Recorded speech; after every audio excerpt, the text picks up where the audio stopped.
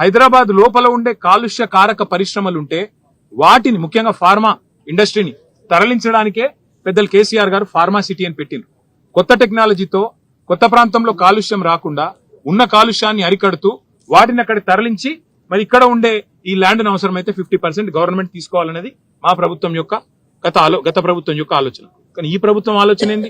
Future సిటీని real estate పేరిట అమ్ముకోవాలా, ఇక్కడ ఉన్న ఈ 9,300 ఎకరాలు ఇటు అమ్ముకోవాలా, రెండు దగ్గర లక్షల కోట్లు సంపాదించి రాహుల్ గాంధీకి తెలంగాణను ఏటీఎం గా మారుస్తూ, కాంగ్రెస్ పార్టీకి ఏటీఎం గా పేటీఎం గా మారుస్తూ వచ్చే ఒక 20-25 ఏళ్లు ముని మన్మన్లు మనమన్లు వాళ్ళ ముని మన్మన్లు వాళ్లకు వేల లక్షల కోట్ల ఆస్తిని 5 లక్షల కోట్ల కుంభకోణం ద్వారా అర్జించి పెట్టాలన్నది రేవంత్ రెడ్డి గారి ఆలోచన.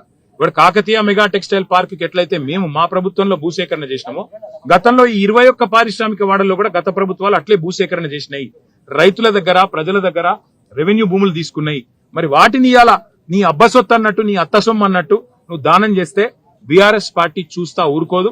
దీని మీద ఒక కార్యాచరణ కూడా రూపొందిస్తాం, తప్పకుండా పోరాటం చేస్తామని చెప్పి కూడా రేవంత్ రెడ్డికి హెచ్చరిస్తూ వెంటనే ఈ ప్రతిపాదన వెనక్కి తీసుకోవాలి, లేకపోతే ఖచ్చితంగా ఒక పెద్ద పోరాటానికి శ్రీకారం చుడతామని చెప్పి కూడా ఈ ప్రభుత్వాన్ని